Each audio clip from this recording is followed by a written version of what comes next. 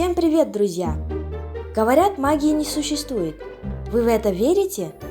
Мне кажется, что в это сложно поверить. Что бы ни случилось, есть книги.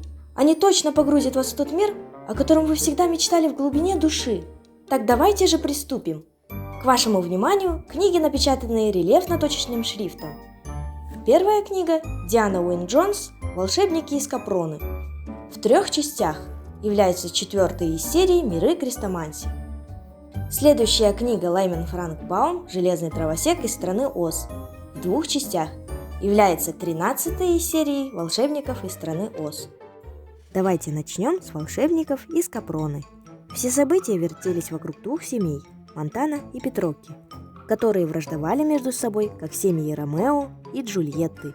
С самого начала они внушали своим детям, что семья по соседству ужасна, живут как свиньи и так далее. А в самой Капроне тем временем начиналась война. Вездесущий Крестоманси пытается сделать все, чтобы остановить войну. Получится ли? Сможет ли? Неожиданно пропадают Тонина Монтана и Анжелика Петрокки, дети, у которых плохо получается колдовать. Что из этого выйдет? Прекратится ли вражда между семьями Монтана и Петрокки? Посмотрим вместе. Следующая книга «Железный дровосек из страны Оз».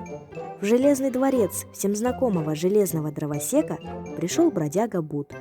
Его удивил и дворец, и сам правитель Мигунов. По его просьбе дровосек рассказал о себе и как стал железным. Из его рассказов Бут и Страшила узнали имя его девушки.